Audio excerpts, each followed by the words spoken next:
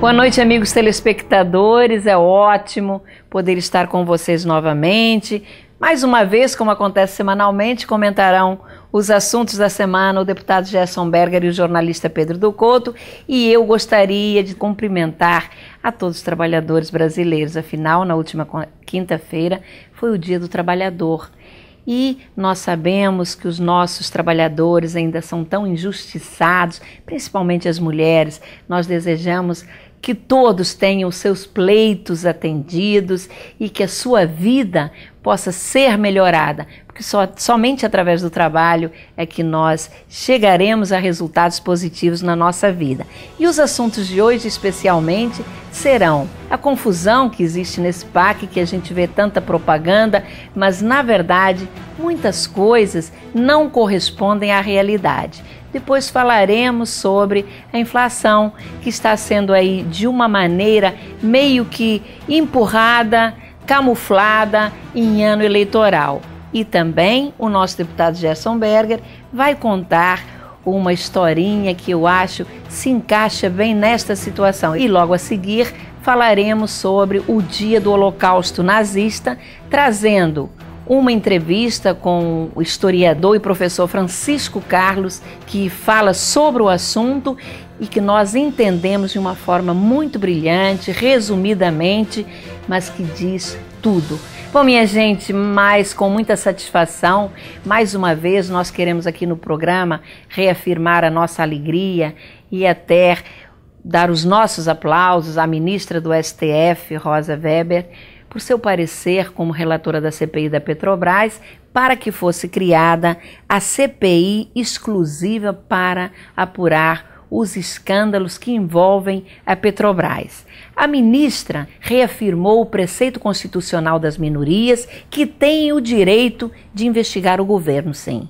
Não temos dúvidas de que a CPI exclusiva é de extrema necessidade para o país e para a própria Petrobras.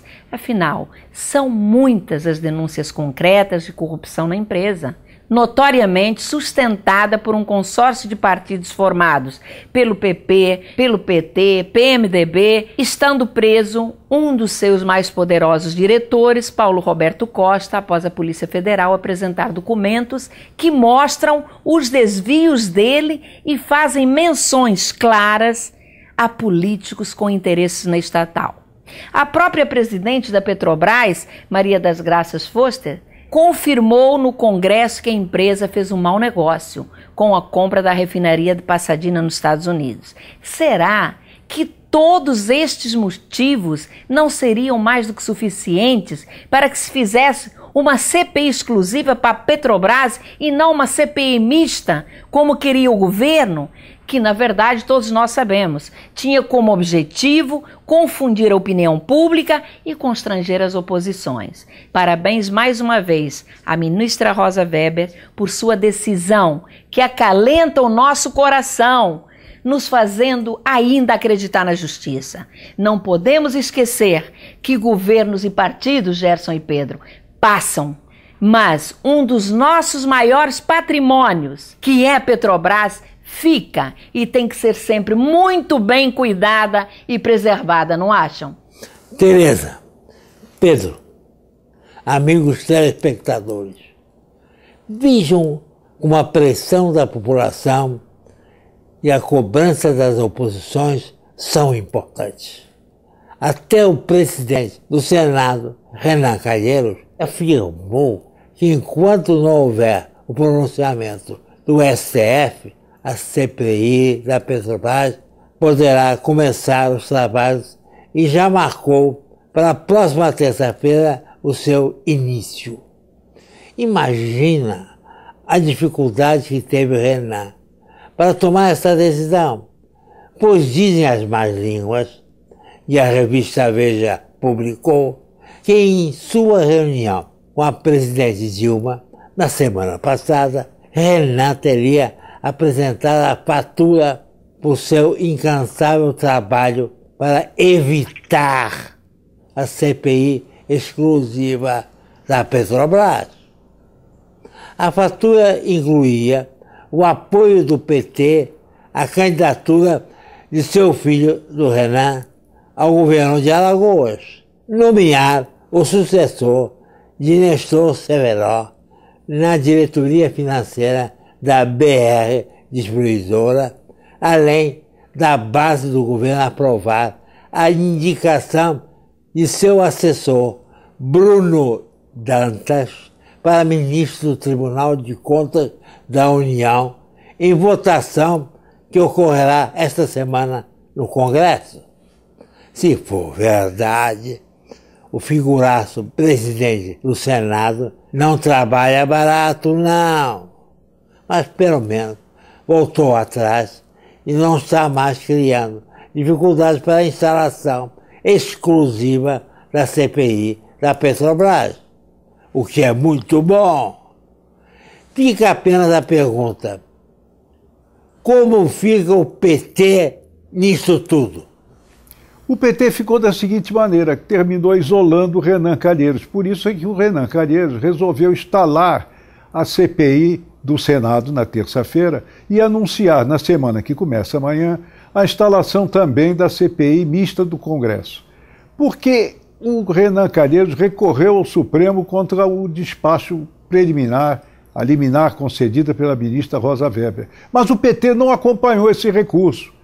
Então o Renan Calheiros ficou sozinho, como sendo aquele que queria obstruir a CPI da Petrobras, situação que não convinha a ele politicamente no ano eleitoral, no estado dele de Alagoas, como foi colocado aqui.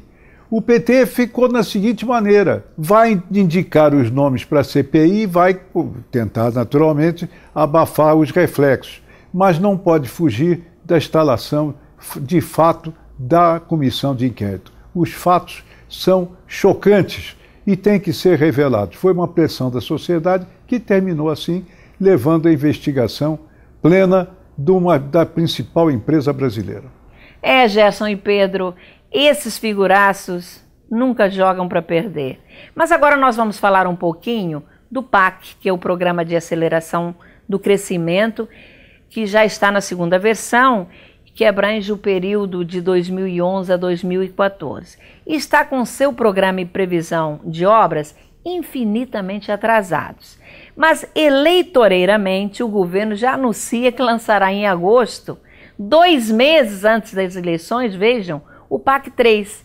A questão é que, segundo a Associação Contas Abertas, até o final do ano passado, mais da metade do PAC 2 sequer havia saído do papel. Ou seja, 3 anos após o lançamento do programa. Boa parte dele está ainda no estágio de ação preparatória, em licitação de obras ou mesmo até em licitação de projeto.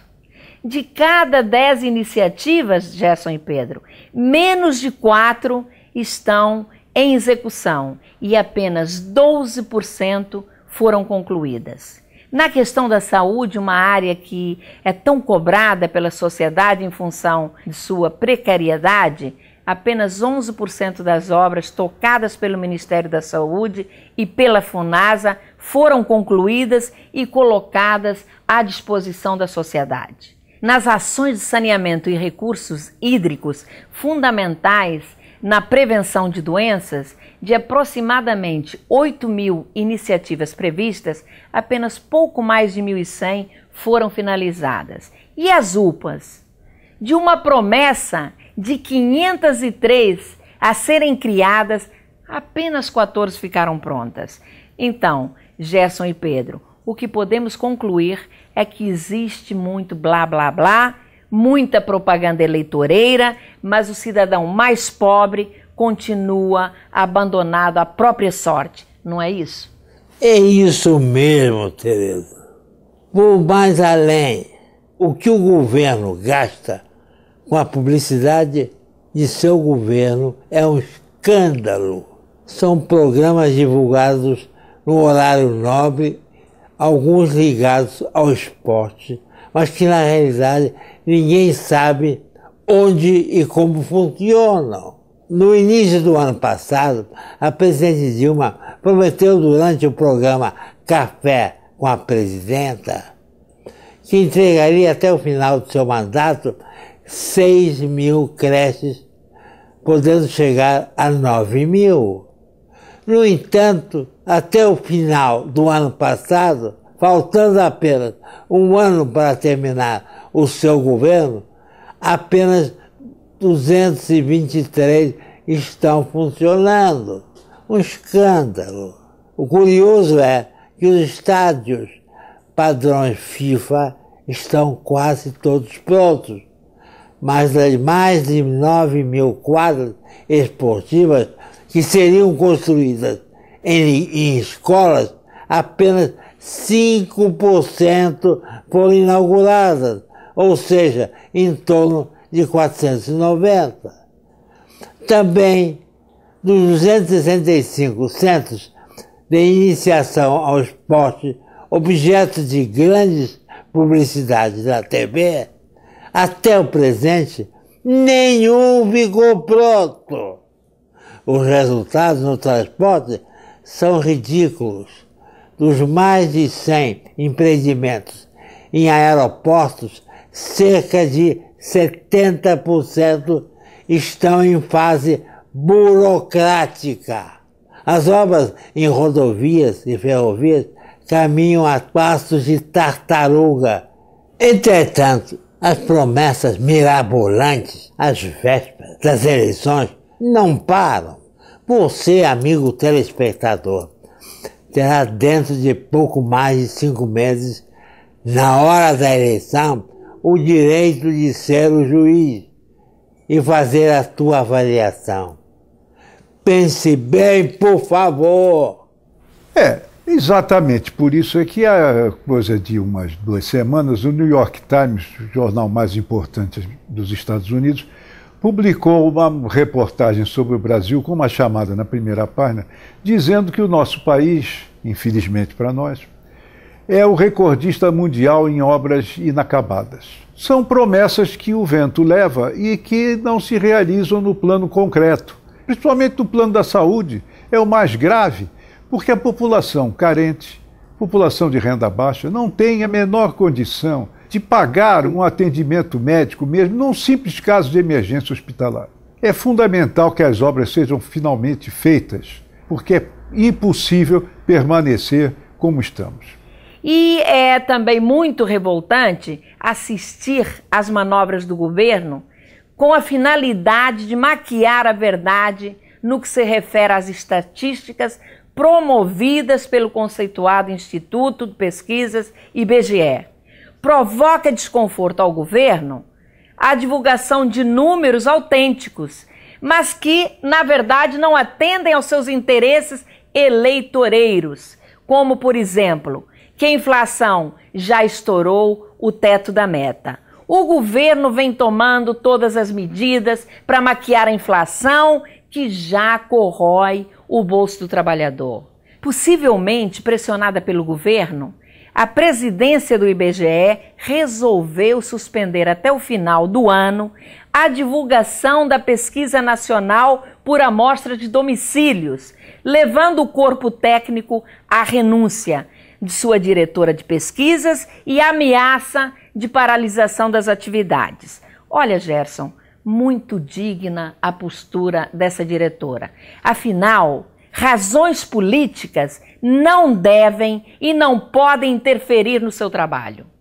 Por que o adiamento de pesquisas do Instituto? Estranha também a redução orçamentária que o IBGE sofreu por parte do governo, que deve ter como razão diminuir as atividades do Instituto, evitando desta forma que a nação tenha acesso à realidade de como vai o governo, à verdadeira informação, para que isto só possa acontecer após as eleições, claro, preocupado com o reflexo do resultado, que deve deixar a desejar. Você não acha, Gerson? É isso, Tereza. Se as pesquisas fossem favoráveis ao governo, eu duvido que eles tivessem tomado essas lamentáveis decisões. Acontece que nos próximos meses, até novembro, pois poderá ter segundo turno, não interessa ao governo mostrar um país estagnado, sem crescimento, com aumento de juros que nada resolveram. Preço de gasolina defasado, uma das razões dos sérios problemas vividos pela Petrobras. Aumento das contas de luz, podendo explodir a qualquer momento. São questões sérias que deveriam estar sendo enfrentadas e não sendo jogadas para debaixo do tapete por conta das eleições. Uma coisa é certa, seja quem for o presidente eleito, 2015 será um ano muito, muito difícil. Uma coisa que influi consideravelmente na inflação precisa ser considerado mais objetivamente. É o setor dos alimentos, porque todas as donas de casa que fazem compras, que vão aos supermercados, vão às feiras, tratam da economia doméstica, sentem diretamente no bolso o aumento dos custos. Este aumento dos custos não está sendo claramente lançado no processo de identificação do índice inflacionário. Precisa ser, urgentemente. É isso mesmo, Pedro, você tocou num ponto essencial. O preço dos alimentos, um absurdo. Por isso que eu não acredito nessa inflação divulgada aí oficialmente. E comer em restaurante, então, ficou impossível, impraticável. Mas, Gerson e Pedro, não adianta dourar a pílula. Existem coisas que não têm jeito. E o melhor é encarar a realidade logo. E, Gerson, há pouco, você me contava uma historinha que eu achei muito interessante e que ilustra muito bem esta ideia. Por favor, passe para o nosso público. Tereza, eu vou te atender.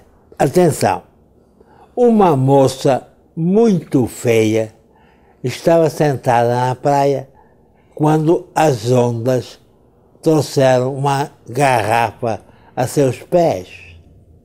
Ela abriu a garrafa e dela saiu um gênio numa nuvem de fumaça. E ele diz, o gênio, estou preso nessa garrafa há quase 5.000 anos. Mas como recompensa por você ter me soltado, satisfarei todos os seus desejos. E a moça, ouvindo isso, falou, quero o porte da Gisele Bündchen, o rosto da Paola de Oliveira e as pernas como as de Cláudia Raia. O gênio olhou a moça cuidadosamente, então, suspirando, disse, garota, ponha-me de volta na garrafa. Moral da história. Pessoas com ética, com sentimentos nobres, como, por exemplo, o amor ao próximo, resplandecem quando falam. Geralmente são pessoas felizes, que transmitem simpatia, que acaba por refletir no físico toda a beleza que existe no seu interior. Sintetizando a tua história, eu acho que toda pessoa feliz é bonita, porque ela transmite alegria, ela transmite positividade. Mas eu agora vou passar para um outro assunto. No próximo dia 8 de maio, será lembrado o Dia da Vitória, quando as tropas desfilam no monumento em homenagem aos nossos pracinhas no aterro do Flamengo. E é uma lei de 2003, de sua autoria, uma lei muito importante, porque mostra a luta contra o nazifascismo na Segunda Guerra Mundial. Na França, é até feriado nacional. E agora, já que nós estamos falando nos nossos pracinhas, estamos falando na Segunda Guerra Mundial, na última segunda-feira foi lembrado o Dia do Holocausto Nazista. Uma data que tem que ser lembrada sempre, porque o Holocausto nunca mais. E nós hoje trouxemos para vocês uma fala do professor historiador Francisco Carlos, quando ele participou de um evento realizado pelo nosso deputado Gerson Berger na Assembleia Legislativa, que tão bem abordou o assunto. gostaria de apresentar de uma forma muito rápida 10 pontos que são fundamentais para desmistificar algumas das grandes falácias sobre o Holocausto. Em primeiro lugar, o regime nazista jamais chegou ao poder através dos meios democráticos. A democracia não gerou, de maneira alguma, o totalitarismo nazista nem o Holocausto. Desde 1930, 3 anos antes da ascensão do nazismo, portanto, ao poder, o regime da República de Weimar já não era mais uma democracia parlamentar representativa. Em segundo lugar, a falácia de que os judeus eram ricos e estrangeiros na Alemanha. Milhares de judeus estrangeiros, húngaros, poloneses, russos, lituanos, letões, estonianos, etc., morreram no Holocausto. Mas os judeus que viviam na Alemanha há centenas de anos, os judeus que tinham sido heróis do exército alemão na Primeira Guerra Mundial, que tinham sido condecorados como heróis de guerra, foram eles também exterminados. O mito do judeu rico é parte da propaganda nazista e deve ser claramente eliminado dessas condições. Além de tudo, é uma vergonha, é uma ofensa procurar na história dos judeus qualquer razão para o seu extermínio. O mal, a raiz do mal, reside na história dos seus algozes e não na história das vítimas. Em terceiro lugar, não podemos continuar pensando que o nazismo, e o deputado Berger falou isso agora, que o nazismo ou os nazistas eram doentes. Na verdade, havia, sem dúvida nenhuma, uma paranoia generalizada naquela sociedade, mas agiram de forma racional, sistemática, fria, organizada. Né? Nada pode fazer com que, por exemplo, Adolf Eichmann seja considerado doente. Era um homem que cumpria todas as suas obrigações e tinha todas as suas razões de ter uma vida normal e se dedicou com afinco, com dedicação ao extermínio. 5. Não houve resistência judaica. Houve resistência judaica. Houve resistência judaica nos campos, houve resistência judaica no interior dos guetos, houve resistência judaica nas ruas. Agora era a resistência de um povo desarmado, inocente, contra um Estado que era a maior máquina de guerra da sua época. 6. Os alemães não sabiam. Os alemães sabiam, sempre souberam. Não era possível imaginar os trens passando pelos subúrbios superpovoados de Munique, indo em direção a Dachau, e que as pessoas nunca se perguntassem por que os trens iam lotados e voltavam vazios. Os alemães sabiam em Viena, quando os judeus foram obrigados a varrer as ruas com escovas de dente. Sabiam em Berlim, quando as sinagogas foram queimadas, quebradas, destruídas na Kristallnacht. Sempre souberam. 7. O mundo não sabia, o mundo sabia. Homens sabiam, políticos sabiam, inclusive testemunhas de Jeová foram importantes na denúncia e inclusive fotografias dos campos. Sabiam e ficaram calados. 8. O horror do negacionismo. Todos aqueles que negam o Holocausto, sejam falsos historiadores ingleses ou franceses, sejam políticos como Mahmoud Ahmadinejad, são coniventes e tornam-se post-factum coautores do Holocausto, o Holocausto moral da negação. 9. O Holocausto foi produto da guerra. Não foi. O Holocausto antecede a guerra, foi organizado friamente, industrialmente, como um programa de eliminação dos diferentes, daqueles que tinham traços que não poderiam ser normatizados, a Gleichhaltung do Terceiro Reich. Por fim, 10. Separar o Holocausto da história do Estado de Israel é um erro.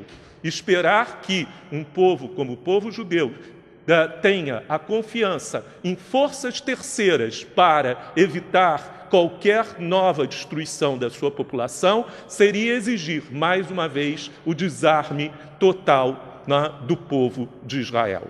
Obrigado, senhores. Belíssimos estes esclarecimentos do professor Francisco Carlos.